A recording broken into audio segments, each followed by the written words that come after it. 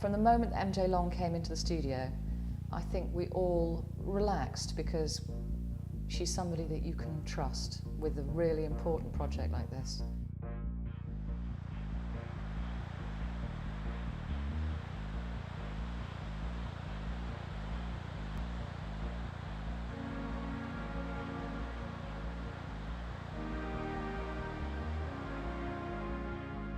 It is a very special project for me. It's partly because it's a fragile building which is sort of beautiful in its own way and definitely at risk. You know, I mean, water's pouring in, bits are falling off. It's seriously at risk. If something isn't done, it won't survive.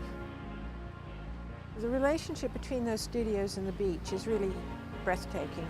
Porthmeor is like that. You walk through a little door on the street and then you find yourself out in this big room with a huge window onto the beach. And the relationship between those studios and the beach and the way that thing sits on the beach, it is like a stranded whale. It does feel very special to that location. It's kind of tenuous, you know, it's kind of hanging on by its fingernails, which is one of the things that's attractive about it, I think.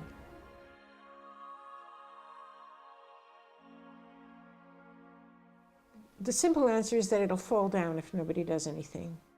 It's literally in such bad condition that, you know, the water's pouring in, and water pouring into a building very quickly causes so much damage that it's not retrievable. And the last thing anybody wants is for that to happen, because what'll happen if that building becomes a dangerous structure, for instance, is that it'll be closed down and somebody will come along and build a block of luxury flats on that site, and I think that would really be tragic.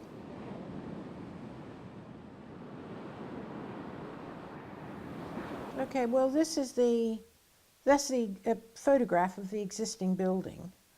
And it's quite difficult to understand this building because the road level's way up here somewhere in behind. You can see the fishermen's cellars are behind the stone wall.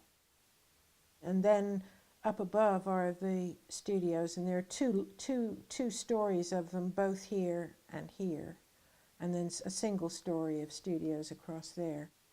The changes that we're proposing is to add a third upper level studio above this one, and then to also add one studio at this end, and that upper studio would be at the same level as the present painting school studio. So they'd have two studios at that floor level. What we think is that the character of the building stays very much the same. It's still this landscape of lumps of building with roofs in between, and it would all be covered in Delabole slate. And I think its personality would stay very similar, even though we've added space. Well, certainly if you're there in a storm, you know it has a direct connection with nature because it's quivering, literally. And that's both, you know, something it has to be protected a bit from that, but it's also very exciting. And I think all the painters, you know, I think the adrenaline of that exposure to the Atlantic and to everything it can throw at them actually is quite an important part of the excitement of being in those studios. That it can go from, you know, if you're in the middle of a town, you don't really feel changes in weather all that much. But boy, you sure do at Porthmeor. If the wind direction changes, or the wind comes up, or it gets suddenly colder or darker, you immediately feel it in those studios. They kind of breathe in and out with the kind of light that comes in. So you're absolutely part of the natural environment there, and very aware of changes in season, changes in clouds going over, changes in temperature, changes in wind direction. I think that's one of the things that's really exciting about it.